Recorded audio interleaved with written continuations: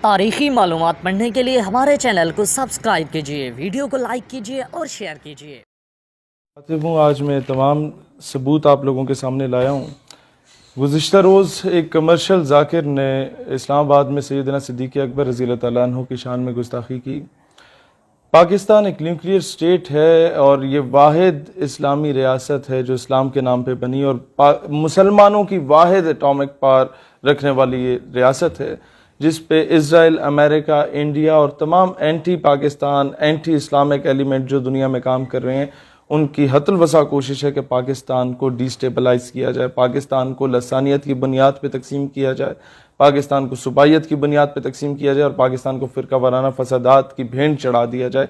ऐसे में ही कुछ ऐसे तमाशबीन, ऐसे लोफर लिफंगे, ऐसे बदजात और ऐसे नाजायज़ औलादें पैदा की जाती हैं जिनको भेजा जाता है मुख्तलिफ जगहों पे फ़िरका वारियत फैलाने में और पाकिस्तान के लोगों को आपस में तकसीम करने में और मुसलमानों में इंतशार फैलाने में, मुसलमानों की दिल आज़ारी करने के लिए ऐसे लोगों को भेजा जाता है। और उसकी सबसे बड़ी वजह क्या है, ये गुस्ताखी क्यों की गई?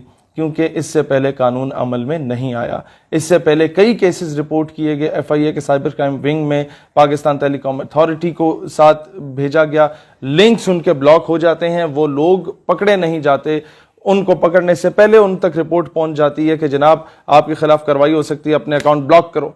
वो ब्लॉक कर देते हैं, सबूत मिट जाते हैं और वो लोग बाहर होते हैं, वो ID चेंज करते हैं और फिर गुस्ताखियां करते हैं और फिर मुसलमानों की दिल आज़ारी होती है, फिर सड़कें ब्लॉक होती हैं, फिर धरने होते हैं, फिर कहा जाता है मुल्क के माशी इस्तेसाल में है और कोई इस तरह का ना खुशगवार वाक़िया होता है तो हम FATF की जद में भी आ जाते हैं। और इन सारी चीज़ों का ज़िम्मेदार कौन होते हैं? वो लोग होते हैं जो इनको प्रोटेक्शन दे रहे होते हैं गवर्नमेंट में बैठ के, वो लोग होते हैं जो इनके खिलाफ कानूनी कार्रवाई नहीं करते।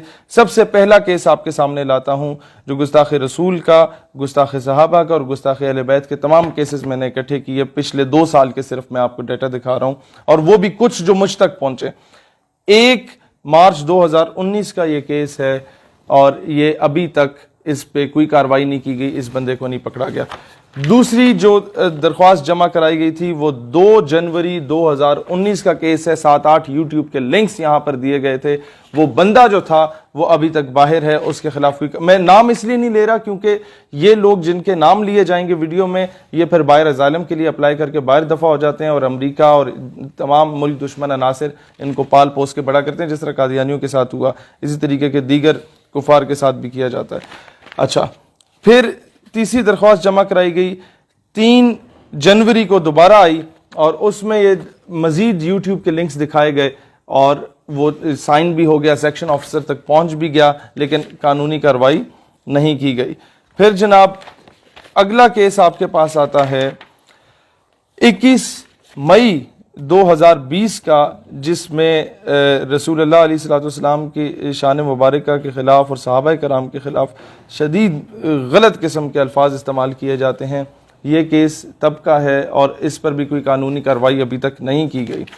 अच्छा जी, फिर केस आता है जनाब 4 जून 2020 का, जिसमें ये सारी चीज़ें सामने लाई जाती। 298C का केस है, ये जमा कराया जाता है बखिदमत जनाब chairman Pakistan telecommunication authority Islamabad और इसके बाद ये FIA को जमा कराई जाती है इसकी कॉपी। दोनों में किसी किस्म का जो है वो कार्रवाई नहीं की जाती। ये सारे सबूत उसके साथ अटैच हैं, जो बातें की जाती हैं मैं वो दिखा नहीं सकता आप लोगों को और ना मैं वो अल्फाज को दोहरा सकता हूँ। फिर अगला केस आता है जनाब, ये सुनते जाइए, 22 अक्टूबर 2019 का केस आता है। उसमें सारे सबूत के साथ वो लिंक्स कॉपी किए जाते हैं लेकिन किसी किस्म की कार्रवाई नहीं की जाती। फिर आता है जनाब 1 मार्च 2019 का केस, उस बंदे का जो कि अपना ID कार्ड चेंज करवा के मुल्क से बाहर फरार हो चुका है, बाहर अजालम ले चुका है। उसका नाम अगर मैं लूंगा तो शायद उसे मजीद अक़वाम मुत्तहिदा की आड़ में आके मजीद जो है वो किए जाएंगे, लेकिन इसका ID कार्ड किसने चेंज कराया, पासपोर्ट किसने चेंज कराया, कौन इसके पीछे है, इस पे इंक्वायरी बैठनी चाहिए। और बिलखसूस रावलपिंडी के FIA के साइबर क्राइम का जो ऑफिस है वहां पर बार बार जाके दरख्वास्तें दी गई लोगों की जानिब से, कोई अमल दरामद नहीं हुआ, टरखाया गया और केस को प्रोलॉन्ग किया गया जब तक लोग बाहर फरार हो जाते हैं। अच्छा जी, 13 मई 2019 को ये गुलाम सईद साहब ने चकवाल से एक केस दायर किया गुस्ताखाना खाकों के खिलाफ पीटीए और एफआईए में, लेकिन इस बात को भी सुनवाई नहीं हुई। अगला केस आ जाता है जनाब ये, इसमें डिस्ट्रिक्ट मजिस्ट्रेट इस्लामाबाद की जानिब से भेजा जाता है एफआईए और पीटीए को ये केस, और अब 22 अप्रैल 2019 का, और सिग्नेचर्स के साथ, सारे स्टैंप के साथ अभी तक कोई कार्रवाई नहीं की गई। फिर जनाब अगला केस आता है आपके पास 11 जुलाई 2019 का, उसमें भी, और इस पे लिखा हुआ है द मैटर में बी असाइन टॉप प्रायोरिटी, और ये भेजा जाता है government of Pakistan ministry of interior से, ये आपके इंटीरियर मिनिस्टर की जानिब से भेजा जाता है, और जो भेजता है वो ये आपके सामने है, लेकिन कोई कार्रवाई अभी तक नहीं हुई। 11 जुलाई 2019 की बात थी और अभी 2020 का अगस्त चल रहा है जनाब। फिर आता है आपका 29 अप्रैल 2019 का केस, अभी तक किसी किस्म की सुनवाई नहीं की गई।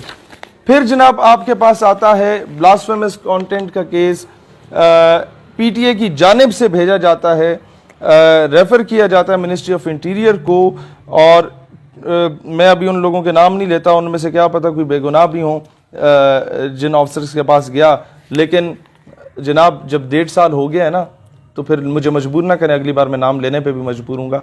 15 जुलाई 2019 का केस है, अभी तक कोई सुनवाई इसकी नहीं हुई, और मतलब गुस्ताख रसूल या गुस्ताख साहबा, गुस्ताख अहले बैत जो हैं उन्हें गिरफ्तार नहीं किया गया। और आखिरी केस है 17 अप्रैल 2019 का, महकमा औकाफ की जानिब से भेजता है एफआईए के साइबर क्राइम विंग में, वो जनाब उसकी कोई सुनवाई नहीं होती। ये आपके इस्लामाबाद के वो केसेस हैं जिन पे सुनवाई नहीं हो रही, और जब इन पे सुनवाई नहीं होती तो लोगों को मौका मिलता है कि हमें तो लगाम डालने वाला यहाँ पर कोई मौजूद है ही नहीं, लिहाजा किसी भी सहाबी रसूल की या अहले बैत कराम अलैहिस्सलाम में से किसी की शान में या रसूलुल्लाह अलैहिस्सलाम की शान में अगर कोई गुस्ताखी करता है तो वो खुलेआम करता है, उसे इस चीज़ का खौफ नहीं होता कि हमें पकड़ा जाएगा या नहीं पकड़ा जाएगा। 2-4 केसेस इस तरह के होते हैं जो कि बहुत हाई लेवल के उस अवाम में चले जाते हैं और अवामी दबाव के अंदर आके गवर्नमेंट शायद कोई एक्शन ले ले, अदरवाइज कोई सुनवाई नहीं होती। फिर कोई कानून हाथ में लेता है तो कहा जाता है तौहीन अदालत होती है, कानून हाथ में नहीं लेना चाहिए। लेकिन इस पे देखा जाए कि गवर्नमेंट में या इदारों में या महकमों में कौन कौन से ऐसे सिंपैथाइजर्स मौजूद हैं जो ऐसे लोगों की प्रोटेक्शन कर रहे हैं। मैं हमेशा ये कोशिश करूंगा पाकिस्तान में फिरका वारियत ना फैले, मुसलमान एक होकर रहें, क्योंकि पूरी दुनिया के मुसलमानों को आप लोगों से उम्मीदें वाबस्ता हैं। You are the only nuclear state, you are the only country after Medina पाक, the only homeland after Medina पाक which was made on the name of Islam. Pakistan हमेशा जिंदा।